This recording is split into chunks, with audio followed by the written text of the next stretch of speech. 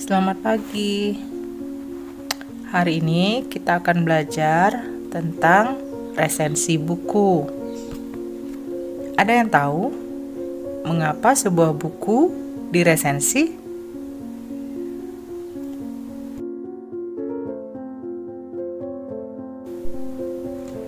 Jadi, resensi buku itu dibuat untuk tahu kelebihan dan kekurangan buku ini. Setelah membaca sebuah resensi, pembaca bisa mengetahui buku ini bagus atau kurang bagus. Hal ini juga bisa mempengaruhi daya beli buku itu di pasaran.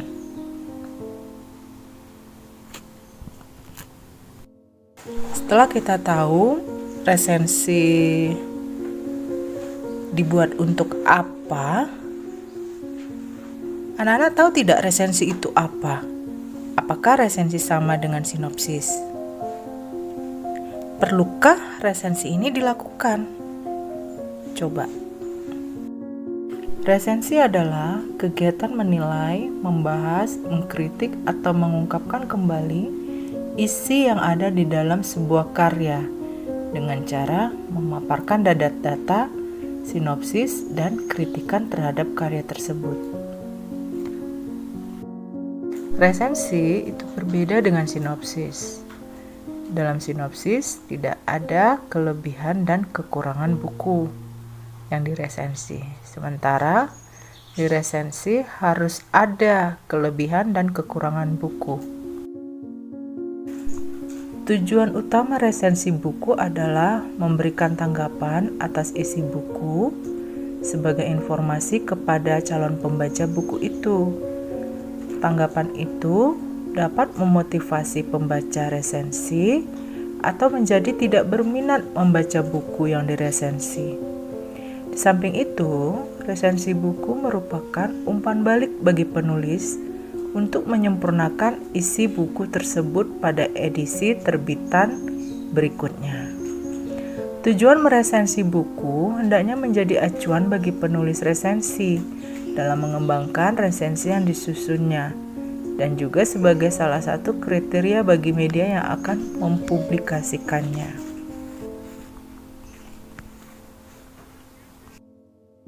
Berdasarkan tujuan teks resensi, mengapa resensi harus dibuat, maka resensi ini diperlukan terutama kepada penulis agar buku yang ditulisnya menjadi lebih sempurna, sehingga ketika diterbitkan ulang, buku itu menjadi lebih baik. Apa saja resensi yang bisa dilakukan? Jadi, resensi bisa dilakukan dalam berbagai jenis.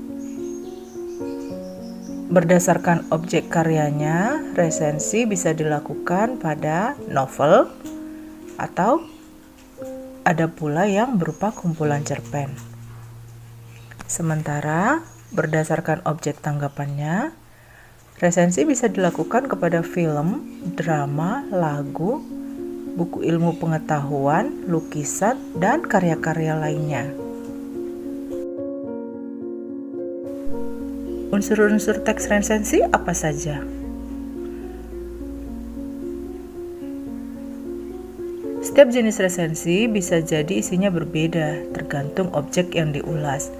Apabila objeknya adalah buku fiksi, maka unsur teks resensi yang perlu diulas adalah: yang pertama, tema. Yang kedua, alur. Yang ketiga, latar. Yang keempat, penokohan. Yang kelima, sudut pandang. Lalu yang keenam, amanat. Yang ketujuh, ada bahasa.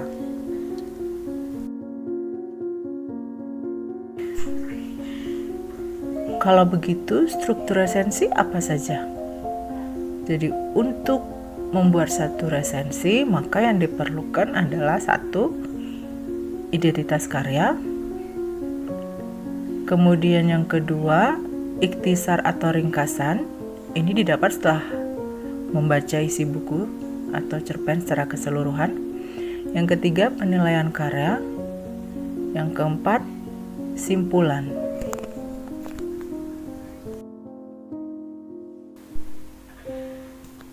Unsur kebahasaan teks resensi adalah 1.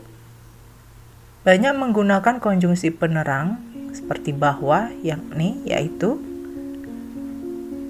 2. Banyak menggunakan konjungsi temporal sejak, semenjak, kemudian, akhirnya. 3. Banyak menggunakan konjungsi penyebaban karena, sebab. 4. Menggunakan pernyataan-pernyataan yang berupa saran atau rekomendasi pada bagian akhir teks. Hal ini ditandai oleh kata jangan, harus, hendaknya.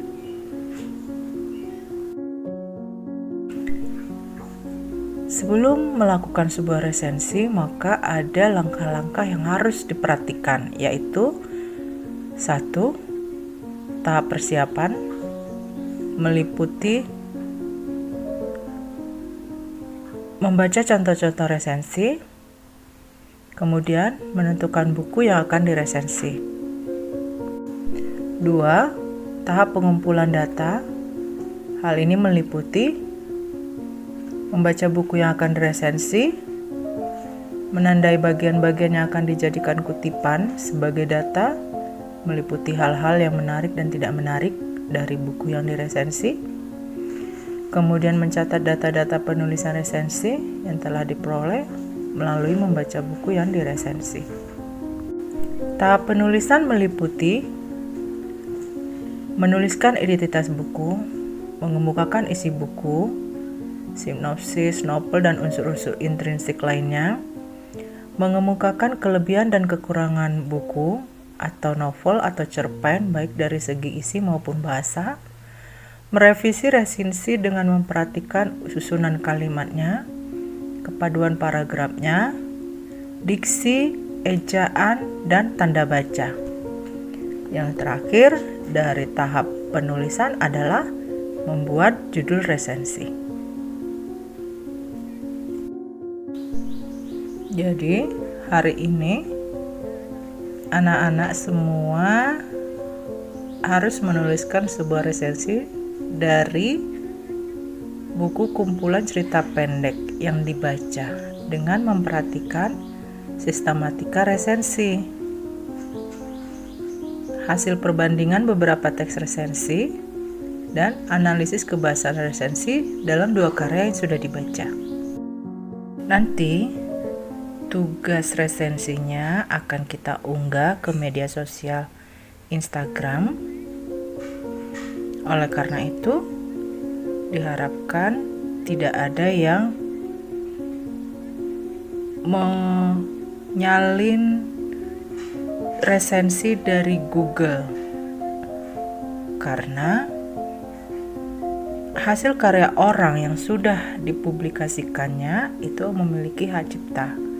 Sehingga kalau kita menyalin lalu mengunggahnya kembali dengan menyebut bahwa itu hasil karya kita, bisa saja kita akan terkena undang-undang.